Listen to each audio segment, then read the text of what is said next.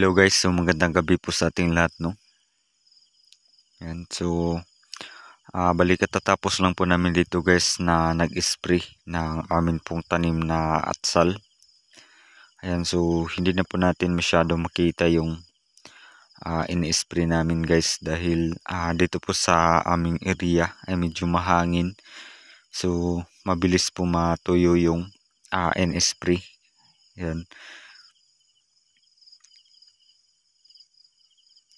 Ayan siya guys, so yung in-spray namin.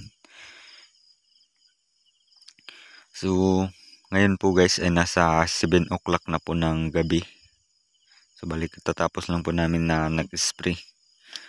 Ayan, so shout out nga po pala kay Boss Herbie Gimati, no, from Dinagat Islands. So shout out po sa boss. At pati na rin po kay Ma'am Jinisa Kutanda, no, at kay Boss Alvin Miguel.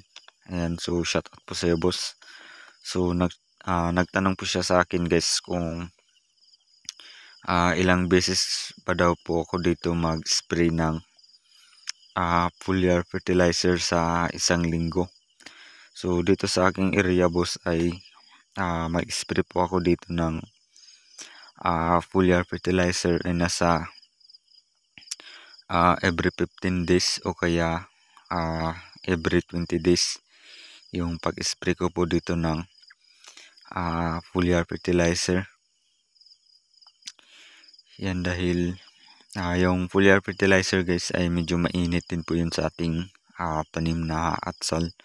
So lalong lalo na po kapag medyo mainit po yung ating panahon. So maaari po na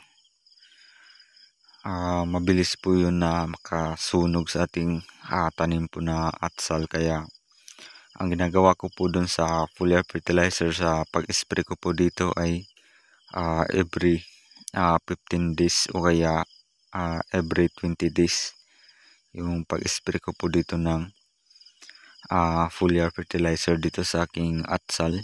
Ayan. Shout out nga rin po pala kay Ma'am Jonalyn Miguel.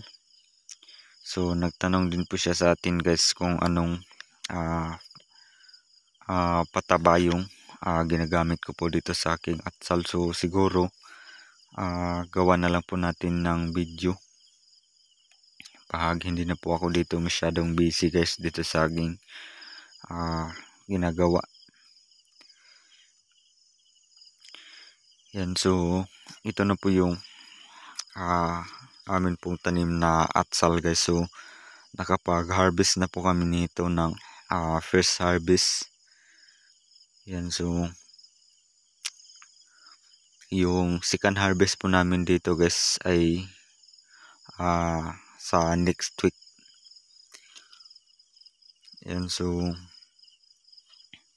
nakapag-harvest na po kami nito ng first harvest. Yan. So ito naman po yung kanyang bunga guys sa kanyang side shoots. Yan, so meron po siyang mga bulaklak sa taas guys pero konti lang. Yan, no. Dahil dito sa baba guys ay medyo marami po yung kanyang pinapalaki na bunga. Yan, so kapag na-harvest na po namin to guys, tsaka po ito bigay ng bulaklak sa taas. Ayan, so dito sa aming area guys ay dalawang beses na po kami dito dinaanan ng ulan. Ayan, so merong ulan po dito sa aming area last day. Kaya ngayon po guys ay hindi pa po kami dito nakapagdilig. Yan, so itong nandito banda guys ay ito po yung mabilis matuyo kahit magdilig pa po kami dito. Dahil itong nandito banda guys ay ito po yung medyo manipis po yung lupa. Yan, kaya kung makikita po natin yung kanyang puno guys ay medyo maliit. Ayan, no? Dahil itong nandito guys ay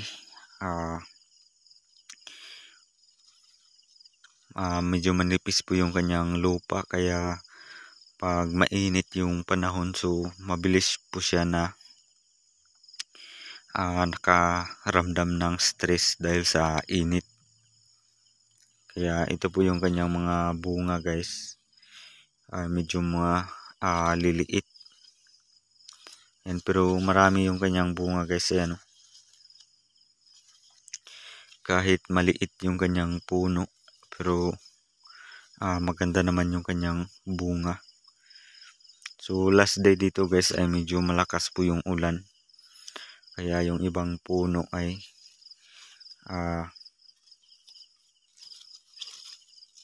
yan, so medyo natumba po yung ibang puno guys, dahil ito po ay medyo mabigat na rin po ito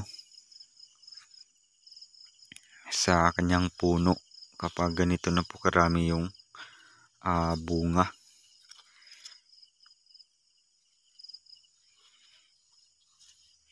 Yan, so medyo makapal po yung kanyang bunga guys, at saka yung kanyang mga dahon.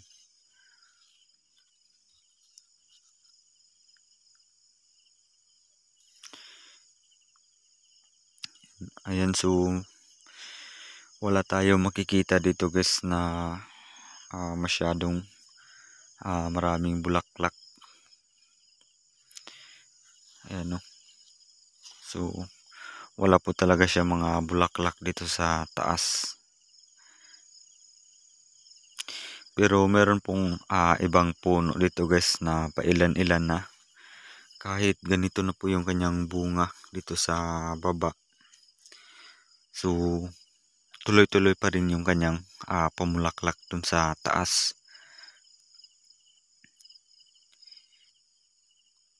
Ayan.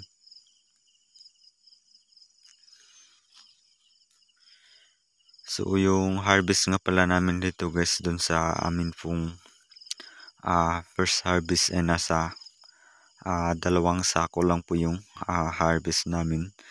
Dahil yung first harvest nito guys ay hindi po lahat ng puno ay mapag-harvestan natin. So pailan-ilan lang po yung puno na mapag-harvestan natin. So kagaya po nito guys, so hindi pa po ito na harvestan.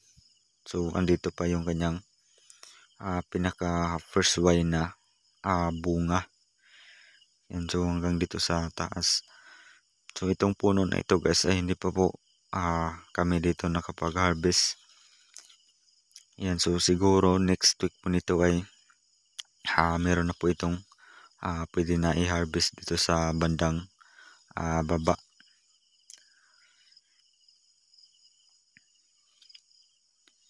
Yan, so matigas naman yung kanyang bunga guys.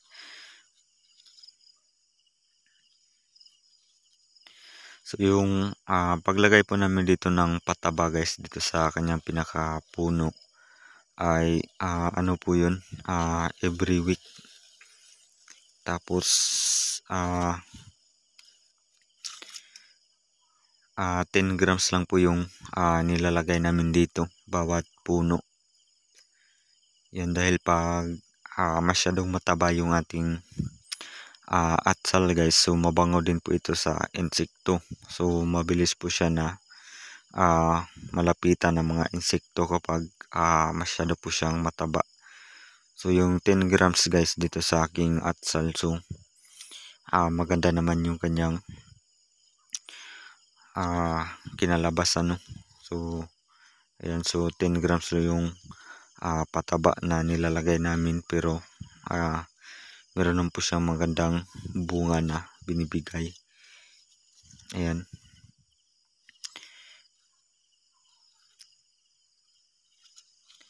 So every week na po yung paglagay namin ng pataba dito guys, 10 grams bawat puno. Yan, dahil pag masyadong marami yung paglagay natin ng pataba guys, sumari po na kapag magtanim tayo ulit dito sa ating area, so hindi na po ganong maganda yung kanyang pagbigay ng bunga kapag ang area na yun ay laging marami yung paglagay natin ng pataba. Yan, kaya dito sa akin guys ay 10 grams lang ay okay na po yun. Na po muna sa ngayon guys. So maraming salamat po sa panonood nyo.